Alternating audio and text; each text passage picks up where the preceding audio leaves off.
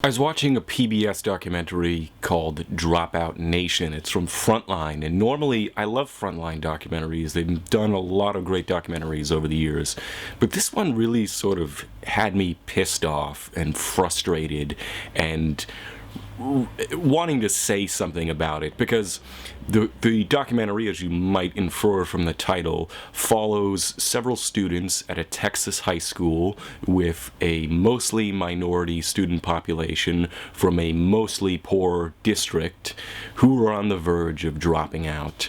And throughout this course of following the students, and it mostly sticks with the teachers, with interviews of the students, and you get a lot of the administrative perspective on the situation, and I'll get back to that in a second.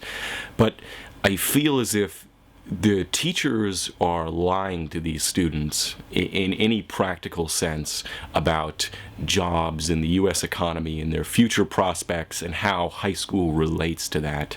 So to give an example, at one point in the documentary, there was a young man, one of the students on the verge of dropping out, and he said, I have to finish high school because my brother dropped out of high school and I don't want to end up cutting grass like him. And I feel that perhaps the bitter, jagged pill no one wants to ask him to swallow is that the reality of the U.S. economy is that if you do not go to some sort of vocational school, trade school after high school, or go to college, then your job prospects are pretty much the same whether or not you drop out or not. He may not specifically be cutting grass, but he will more than likely be in some sort of manual labor menial minimum wage job, whether he drops out or graduates high school. Graduating high school does not really do much for you. And not only that, but I think we should bear in mind that in countries like the UK, I believe students, they finish school at 16, if I'm not mistaken, and many of these students, I'm pretty sure all of the students in this documentary piece are at least 16, at least one of them was 17, so somewhere between 16 and 18.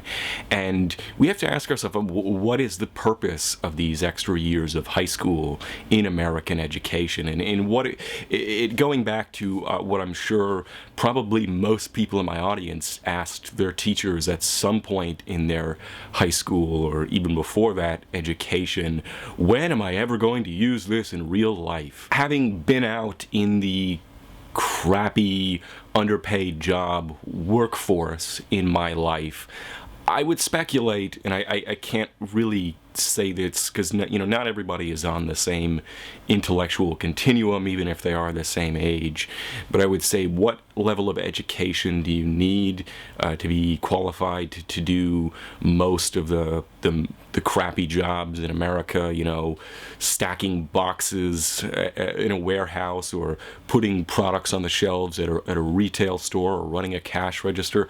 I don't know, maybe an 8th grade education. High school is irrelevant. But we want to continue, for one thing, this idea of meritocracy. So many of these students, even if they do complete high school, perhaps will not even be able to afford to go to college given their financial situation, or the way in which they depicted their financial situation in the documentary.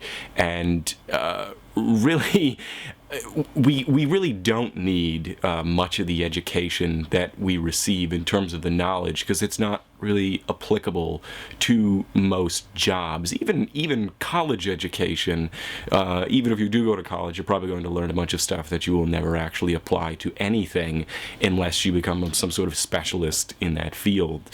And so education is more of a mind game and a test of your obedience to the system, I suppose, in a lot of ways. And that, to me, is part of what really bothered me about this documentary, is the way that they're preaching to these kids, the administration, about, how great it is to stay in school, and that should be their focus. And when in reality, it just comes off as completely sanctimonious to me. Another part that I locked onto in the documentary was there was a young woman, and the teacher was talking to her, basically trying to say, like, you got to finish school, you're not doing well, school should be your job. And this young woman is trying to say, like, look, I have so much more going on, and having a back and forth with the teacher. And then she essentially just, in my opinion, pwns the teacher. She says, school is not my life. I have a child to take care of. I have to worry about where I'm going to sleep, how I'm going to get fed. I have to look for a job. And those are, this girl, woman, whatever you want to say, is probably about 16. So I don't know what the correct term you want to use there is. But my point is that she was facing some serious adult concerns. And the teacher, in my opinion, was talking down to her and essentially acting like, school, this very middle class assumption that, oh, of course you have a home and parents to go home to, and your life is middle class and normal, and you should just be completely free of any adult responsibilities and just solely focused on school. And this young woman was like, no, that is not the case at all. And I think that sort of underscored the sanctimonious nature and hypocrisy of a lot of the sort of stay in school rhetoric that we're telling children. And what this documentary also reminded me of the show The Wire, because in The Wire, the politicians and the police brass, they don't really care about what's going on at the level of the street. They're just like, do some busts and roll it up the ladder, and this whole case will be over and done with, and that sort of thing. So in this case, we have politicians and school administrators who they see statistics and they're like, oh, these are bad statistics. All these dropouts look bad on paper. So we have to pressure everywhere down the hierarchy to change these numbers, and what can we do to fix the dropout rate? But when you actually examine the lives of a lot of these students, they're much more complicated. As I already mentioned, the young woman dealing with having a child and being quasi-homeless and having to worry about getting a job. Other students facing, there was another student whose one of his parents was deported, another one of his parents was facing deportation. A lot of these kids come from bad homes, and the reason why they're not doing well in school, the reason why they're not on track to graduate, all that sort of thing, on the verge of dropping out, in many, many ways stems with issues of poverty in their home life that the institution of school is essentially powerless to deal with. They can't really give these kids decent homes to go home to, unless we want to open up a bunch of public boarding schools or something like that. A lot of these kids are facing problems that the system just can't cope with, and aren't being addressed by all these programs to try and fix the dropout rate. And you see the same sort of things like in the drug war, where they're trying to fudge the statistics by saying, well, this person didn't drop out, this person was taken out of school for homeschooling or something like that. Anything to put this person dropped out on their statistics. So they're just fooling around with the numbers. So we have a situation where at the institutional level, they're treating it like statistics and ignoring the realities that create it. And the real tragedy to me is that one of the biggest corollaries with educational achievement is not intelligence. You would think, well, if someone's smart, they'll do well in school, right? I mean, the number one thing that correlates to school performance is actually, the economic background of the student. So, affluent white kids go to college in part because they can afford it, and other people don't because they can't. And that's becoming worse in our society in the last several decades. And the real issues with education, I think we are just in utter denial about in this country. We cannot face up to the economic realities that create poor school performance. We cannot rework our education system to make it not so favoring of you know, a middle class background, middle upper class background.